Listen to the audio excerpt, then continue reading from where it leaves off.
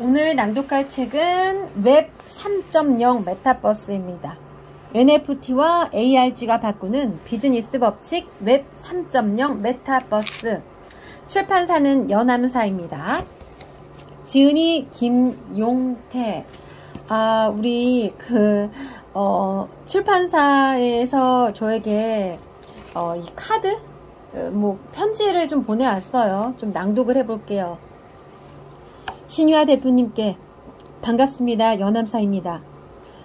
메타버스의 본질은 쉽게 이해할 수 있도록 안내하는 NFT와 ARG가 바꾸는 비즈니스 법칙 웹 3.0 메타버스 도서를 보내드립니다. 쉽게 읽히는 본문은 독자들에게 사랑받기에 충분하며 주제는 앞으로 계속 회자될 것입니다. 꼼꼼한 검토로 독자들이 즐겨 찾는 컨텐츠가 되기를 희망합니다.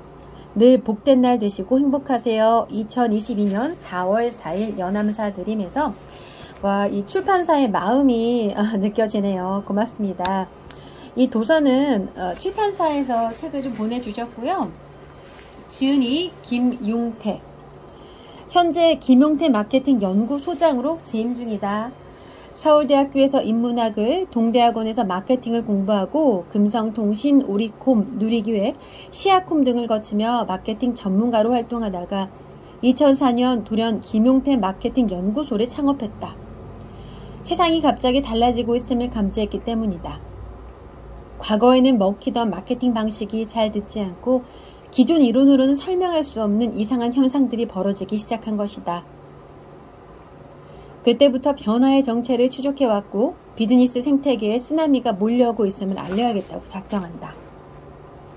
그 일환으로 동영상 강좌를 제작해왔으며 마케팅과 인문학의 소통에 대해 고심하고 기업체 강의를 통해 고민의 성과를 나누고 있다.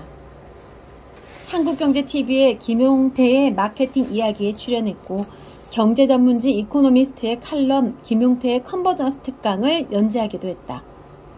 저서로는 뜻밖의 창업, 블록체인으로 무엇을 할 수 있는가, 손정희가 선택한 4차 산업혁명의 미래, 트로이 목마를 불태워라, 마케팅은 마술이다, 마케팅 컨버전스 등이 있다. 매주 1회 변화하는 세상에 대한 고찰을 이메일링하는 서비스 변화편지는 18년째 계속돼 오는 중이다. 네, 우리 지은이 작가 소개를 좀 해드렸고요. 목차 소개도 좀 한번 해보겠습니다. 1부, 2부, 3부, 4부 이렇게 나누어져 있어요. 1부는 오래된 미래, 메타버스 30년의 역사. 2부는 웹 3.0 시대, 메타버스 게임의 법칙. 3부, 왕좌의 게임, 메타버스의 작동 원리. 4부, 달라진 가치 방정식, 메타버스 마케팅의 문법. 우리가 메타버스 하면은 생소하신 분들이 꽤 많이 있으실 거예요. 그러면 이 메타버스가 도대체 무엇이고 어떤 개념인지 아시는 게 제일 중요할 것 같아요. 처음부터 제가 좀 낭독을 해볼게요. 1부 1장 1990년대 메타버스가 잉태되다 낭독해 보도록 하겠습니다. 응답하라 1994. 1990년대 초 PC통신에 빠진 컴퓨터 마니아들이 있었다. PC들을 연결해 데이터를 주고받는 것인데 개방되어 있어 이 세상 어느 컴퓨터와도 연결될 수 있는 인터넷과는 달리 중앙에서 서비스하는 호스트 통신사업자가 존재하고 여기에 가입한 회원끼리만 통신할 수 있는 폐쇄적 구조다. 전자사서함, 생활정보, BBS라 불리는 게시판 등이 주 메뉴였다.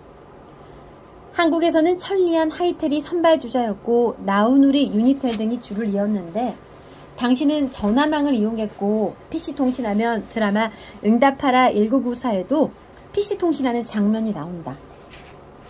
텍스트만 쭉 뜨는 푸른 바탕화면이 연상될 것이다.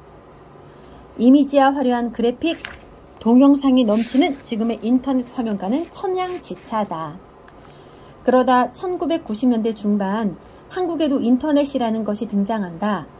PC통신 회사에 가입할 필요도 없이 네트워크만 연결하면 공짜로, 물론 전화 요금은 들지만 이 세상 누구와도 메일이나 데이터를 주고받을 수 있고 이전 어디서도 얻을 수 없었던 정보를 쉽고 빠르게 접할 수 있는 새로운 세상이 열릴 것이다. TV 광고에서 밤새지 마란 말이야 외쳐도 사람들은 클릭질을 멈추지 않았다. 인류 역사상 이처럼 재미있는 장난감이 있었을까?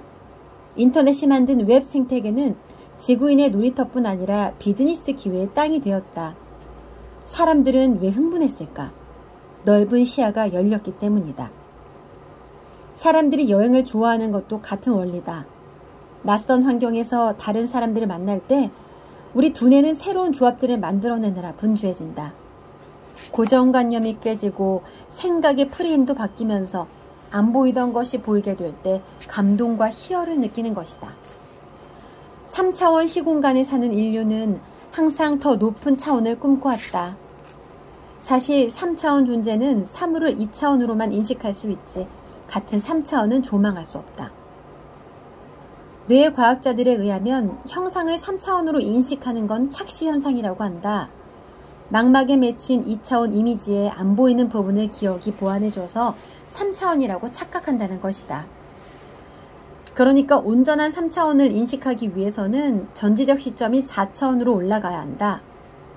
4차원이라 할 수는 없더라도 인터넷은 3차원 시공간의 물리법칙을 파괴한 사건이다. 지구 반대편에서 일어나고 있는 일도 알 수 있고 실시간 정보를 주고받을 수 있을 뿐 아니라 문서나 컨텐츠들을 빛의 속도로 순간 이동시킬 수 있으니까.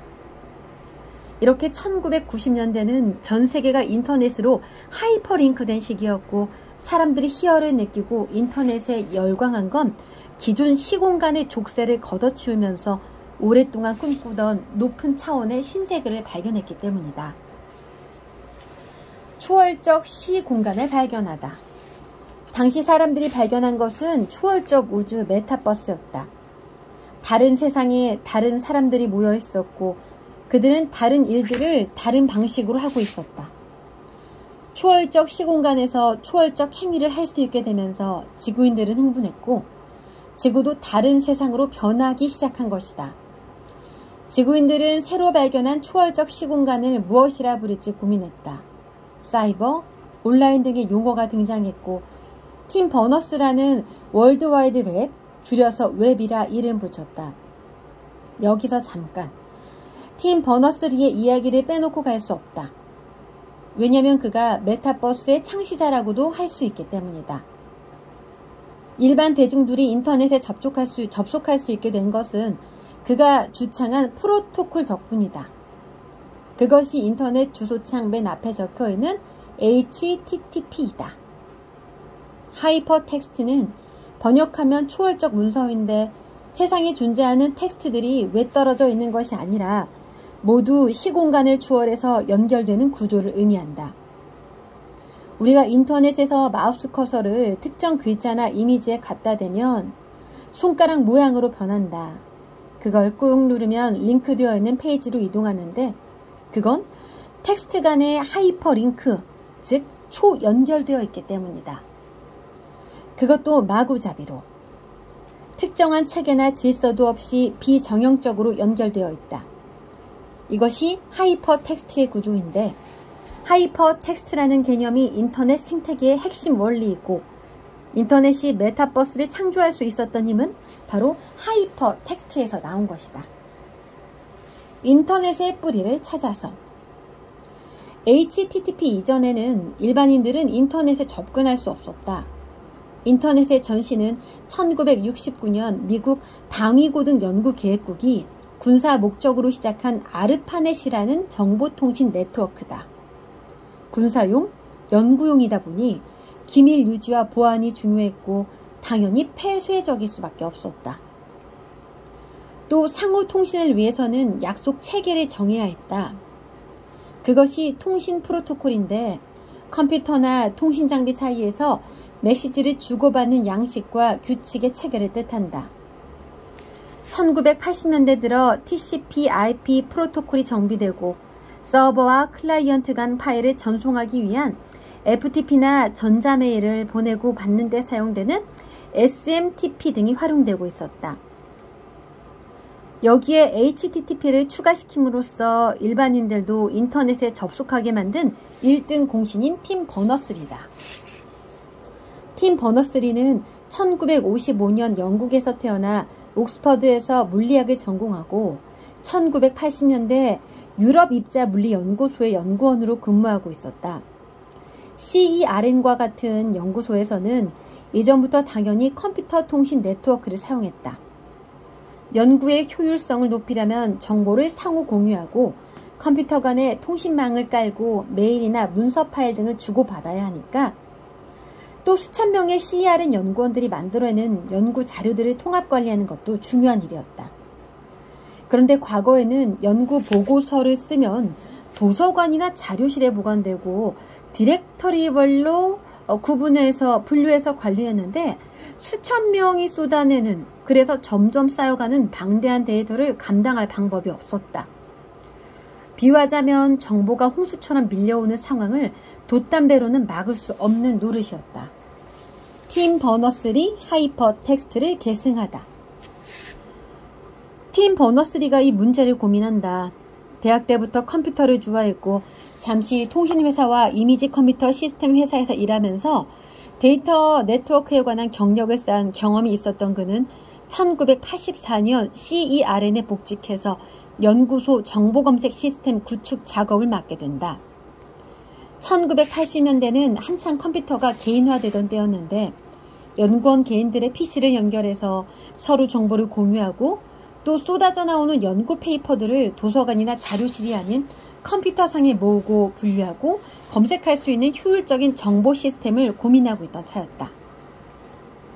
이때 사회학자 테드 넬슨이 제나두 프로젝트에 사용한 하이퍼텍스트라는 개념을 발견한다. 하이퍼텍스트란 초월과 문서의 합성어로서 문서들을 중첩시켜 다른 말로 하면 하이퍼링크를 통해 여러 문서를 넘나들 수 있도록 하는 것이다. 즉 선형적이고 체계적으로 정보를 분류하고 보관하던 이전 인덱싱 방식과 달리 하이퍼텍스트는 문서들을 비선형적으로 체계를 초월해서 링크시키는 방식이다. 테드 넬슨의 제나두 프로젝트는 비록 완성되지 못했지만 팀 버너스리에 의해 개성되어 외부로 구현되었다. 팀 버너스리는 1989년 링크로 연결된 문서 조각들의 거미줄이 고정된 계층 구조보다 한층 더 유용하다면서 하이퍼텍스트를 통신 프로토콜로 채택할 것은 주창했고 지금 우리가 사용하는 인터넷 언어인 HTML 그리고 관련 소프트웨어를 만든다. 그는 월드와이드 웹이라는 개념을 만들었고 1994년부터 월드와이드 웹 컨소시엄을 설립해서 이끌면서 웹 표준과 가이드라인을 제시하는 일을 하고 있다. 인터넷에 일반인들이 접속하게 된 것은 국제 정치적 변화와도 관련되어 있다. 1989년에 베를린 장벽이 무너지고 1991년 소련이 해체되면서 제2차 세계대전 이후 지속되어 오던 냉전 체제가 종식된 것이다. 중국이 개방개혁을 표방하면서 대한민국과 수교를 맺은 것도 1992년이다. 이러한 정치 역학의 변동이 없었더라면 팀 버너스리의 HTTP는 받아들여지기 어려웠을 것이고 통신 네트워크는 여전히 일반인이 접근할 수 없는 폐쇄적인 시공간으로 남아있을지도 모를 일이다.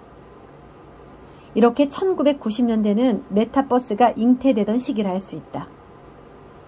아기에 비유하자면 하이퍼텍스트라는 유전자를 물려받은 생명체가 인터넷이라는 자궁에서 잉태되었고 데이터라는 자양분을 먹으면서 자라나기 시작한 것이다. 오늘은 웹 3.0 메타버스의 일부를 낭독을 해봤는데요. 왠지 우리가 뭐 NFT다, ARG다, 메타버스 하면 어려울 것 같잖아요. 근데 이 책은 우리 작가님이 굉장히 이해하기 쉽게 편하게 잘 글을 써주신 것 같아요. 저도 이제 2권의 책을 출간한 작가로서 글을 쓸 때 늘 고민하는 게 어떻게 하면 독자들에게 쉽게 다가갈까 이런 부분을 늘 고민을 하거든요. 그런데 이 주제가 약간 무겁긴 하지만 작가님께서 기술을 굉장히 세세하지만은 요약을 잘 하신 것 같아요. 오늘은 웹 3.0 메타버스, NFT와 ARG가 바꾸는 비즈니스 법칙 웹 3.0 메타버스의 일부를 낭독해 보았습니다.